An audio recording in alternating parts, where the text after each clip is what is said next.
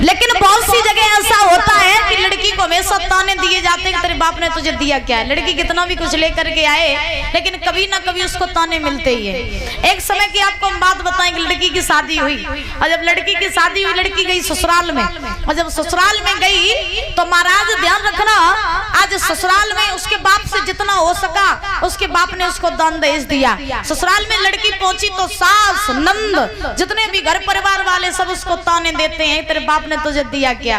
तो जब वो लड़की से ये बात कही कि तेरे बाप ने तुझे क्या दिया उस लड़की को हमेशा मारते डांटते उसको फटकारते पूरे दिन काम में लगाए रहते। तो एक दिन वो लड़की रो करके अपने पिता से बोली, अपने पिता के लिए पत्र लिखा उस लड़की ने और जब अपने पिता के लिए पत्र लिखा तो उस पत्र में लिखा पिताजी आपने शादी तो मेरी कर दी, दान दहेज भी आपने दिया जितना आपसे हो सका उतना दिया, शादी कर दी, मैं अपने ससुराल भी आ गई लेकिन ये ससुराल वाले मुझे न चैन से जीने दे रहे ना तो मरने दे रहे।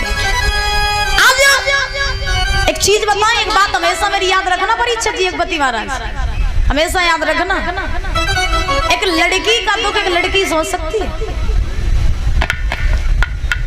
ये बात हमेशा गांठ बांध लेना। एक लड़की का दर्द क्या होता है ये तब पूछो जब वो लड़की अपना घर छोड़ करके ससुराल में जाती है। यहाँ जितनी भी माताएं बैठी हैं, जितनी भी माताएं बैठी हैं, मेरी बात बड़े गौर से सुन लेना। आप भी कभी किसी की लड़की रही होंगी, आपने भी बचपन देखा होगा। आप सोचो कि लड़की जब अपने मायके में रहती है तो अपने बाप की कितनी लाडली रहती है कि नहीं। घर पे जब लड़की रहती है अपने मायके में तो महाराज अगर माँ भोजन बना रही होगी तो लड़की सबसे पहले खाने के लिए बैठ जाएगी और जब लड़की ससुराल में जाती है तो ससुराल में सबको खिलाने के बाद खाती है। अगर आत्मसम्मान सीखना हो याद रखना तो वो लड़की से सीखो, एक स्त्री से सीखो, क्योंकि ध्यान रखना लड़के का जन्म होता है लड़का अपने माँ बाप के ही पास में रहता है लेकिन लड़की का जन्म कहीं और होता है, मरण कहीं और होता है। उसके जितना त्याग कभी नहीं सीख सकते, याद रखना। जितना एक लड़की त्याग कर सकती है ना, जन्म किसी और के गर्भ से लिया और मरण कहीं और, जन्म किसी और माँ बाप ने दिया, माना किसी और को माँ बाप, तो उसके जितना त्याग आप क्या ही सीख पाओगे। सबसे पहले घर में खाने वाली लड़की ससुराल में जब जाती है तो सबसे बाद में खाती है। मायके में जब लड़की रहती है तो 10 बजे सो के उठती है, ससुराल में 5 बजे उठ जाती है, 5 बजे। एक बाप ने एक लड़की की शादी की, याद रखना, और एक लड़की का कष्ट उसका बाप समझ सकता है, एक लड़की का कष्ट उसका बाप समझता है, क्योंकि बाप के कलेजे के टुकड़े होती हैं लड़कियां, बाप का आधा हिस्सा होती हैं लड़कियां।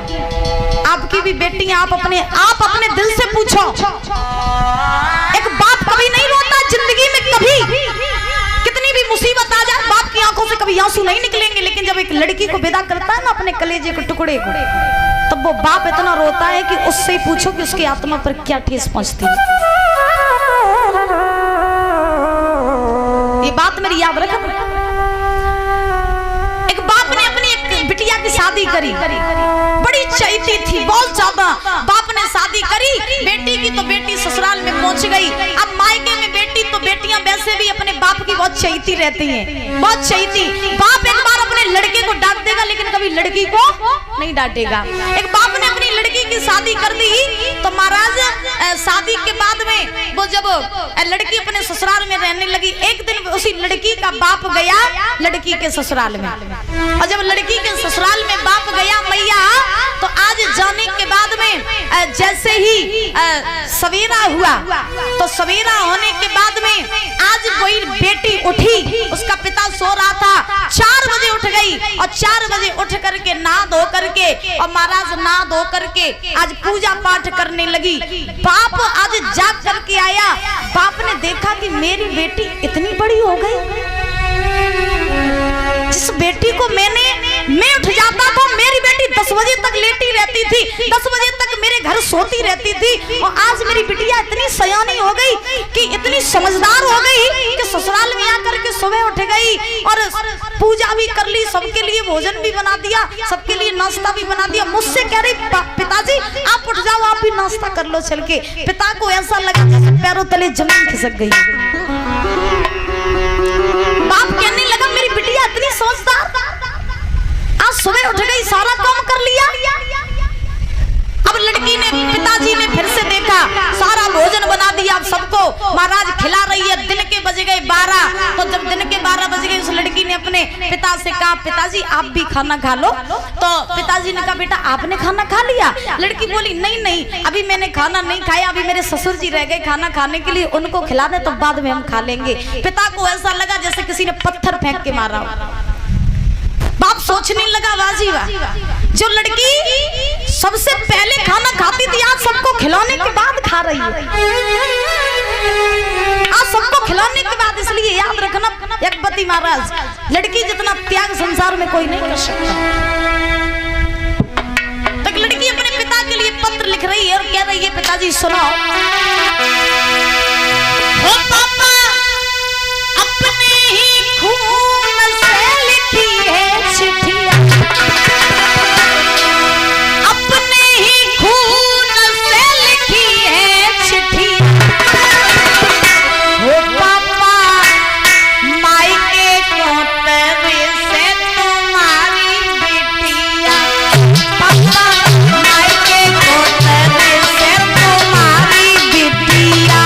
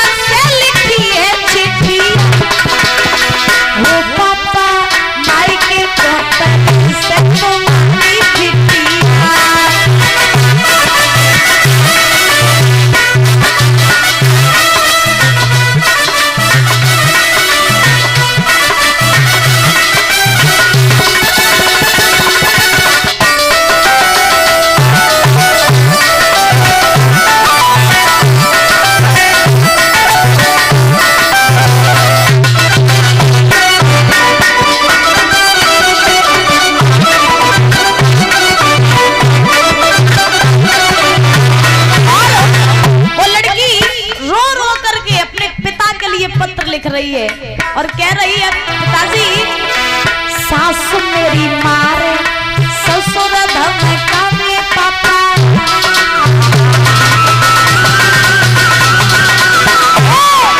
सासु मेरी मारे ससुर धमकावे पापा।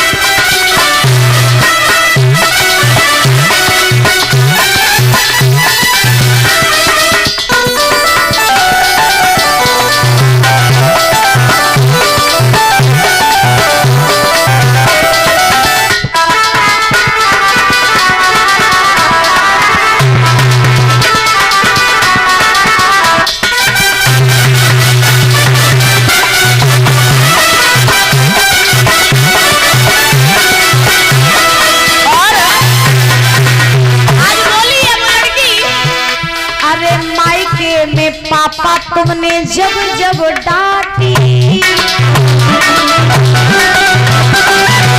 पिताजी जब आप मायके में मुझे डांट भी देते थे कभी कभी, और जब मैं गुस्सा होकर के बैठ जाती थी, जब मैं भोजन नहीं करती थी तो माँ आती थी भोजन की थाली लेकर के, फिर भी मैं नहीं भोजन करती थी, मैं गुस्सा हो जाती थी। उसके बाद आप आते थे, मुझे मनाते थे, मेरी गुड़िया कह करके, मुझे लाड करके, मुझे प्यार करके, दुलार करके जब आप मुझे भोजन कराते थे ना, तब मैं भोजन करती थी। लेकिन आज जब मैं ससुराल में आ गई तो ससुराल में मुझे सास भी डांटती है, मेरे ससुर भी डांटते हैं। नंद मुझसे कहती है कि तुझे पेट्रोल डाल करके आग लगा देंगे। अब पिताजी आप ही बताओ, मैं अब किससे अपना दुख कहूं? कोई मेरी सुनने वाला नहीं है, कोई मुझे चुप कराने वाला नहीं है। अगर मैं रो भी रही होगी तो मुझे कोई चुप कराने वाला नहीं है। मैं अगर रूठ भी जाऊं तो ससुराल में मुझे कोई मनाने वाला नहीं है। बोलिए वो लड़की, मायके में पापा तुमने जब जब डांटी, ससुरे में बिना पिटे दिन नहीं जाए बाकी।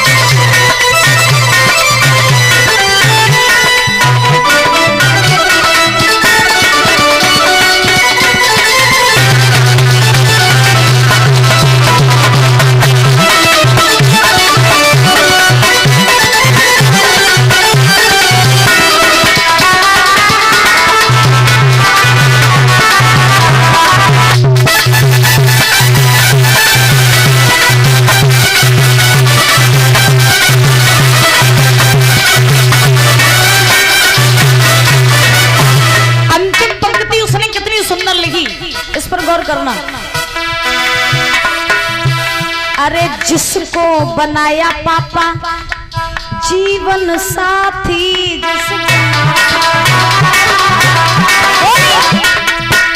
अरे जिसको बनाया पापा जीवन साथी, वो ही कहता तू लगा ले फांसी।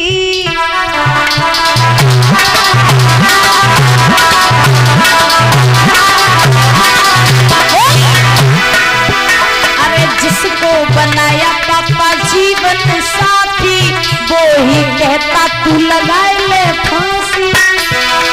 ओ पापा कैसे रहेगी तुम्हारी गुड़िया, पापा कैसे रहेगी तुम्हारी गुड़िया, ओ पापा मायके कोतर से तुम्हारी बिटिया।